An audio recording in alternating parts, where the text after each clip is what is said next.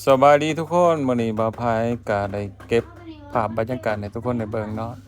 ซื้ออุปกรณ์เครื่องเรือนเขาเนาะว่าซ่อมแปลงเรือนใหม่ทุกคนเนาะเพราะว่าทางหลังบ้านน้ำมันท่วมหลายเนาะก็ได้ว่าซื้ออุปกรณ์มาไว้เนาะเพื่อสิบำรุงหรือว่าซ่อมแปลงทางหลังบ้านทุกคนน้ำท่วมเนาะน้ำฝนตกยามนี่บาดไหลก็ไหลเข้าเรือนทุกคนเมื่อยแต่ศีรษะทุกคน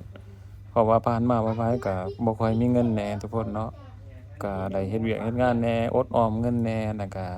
เฮ็ดถ่ายคลิปถ่ายกลับแหน่ก็พอได้เทื่อละ2-3แสนทุกคนหรือว่าอ้ายน้องเพิ่นมาแปลงเกี่ยวกับบัญชียิงโฆษณาซั้นก็พอได้เก็บโฮมไว้เนาะเทื่อละ2-3แสนทุกคนเนาะแล้วก็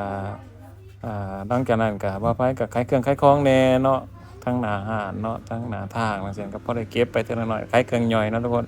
ก็บ่ได้ร่ำรวยมากมายไกายกองหรอกก็พอได้ เก็บสะสมไปเทื่อเล็กเทื่อน้อยเนาะก็อยากเฮ็ดแบบทุกคนเนาะก็อยากเฮ็ดไปเรื่อยๆเนาะทุกคนเนาะก็บ่มีเงินทายนะก็มีแต่พอได้อยู่ได้กินทุกคนเนาะก็เลยว่าตัดสินใจอยากซ่อมแปลงเรือนเฮ็ดไปเทื่อละน้อยทุกคนก็เลยซื้ออุปกรณ์เข้ามาเนาะเพื่อเฮ็ดไว้ให้ลูกให้หลานเนาะให้ลูกอยู่นั่นเนาะว่าลูกก็ใหญ่แล้วทุกคนเนาะก็เลยว่าตัดสินใจ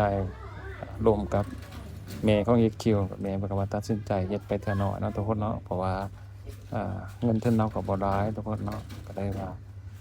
ซื้ออุปกรณ์เข้ามาอุปกรณ์ช่วงนี้ก็แพงทุกคนเนาะซื้อเข้ามาบ่ว่าจะดินบล็อกแหน่บ่ว่าจะเป็นไม้เป็นประตูจั่งซี้โอ้ยแพงขนาดนั้น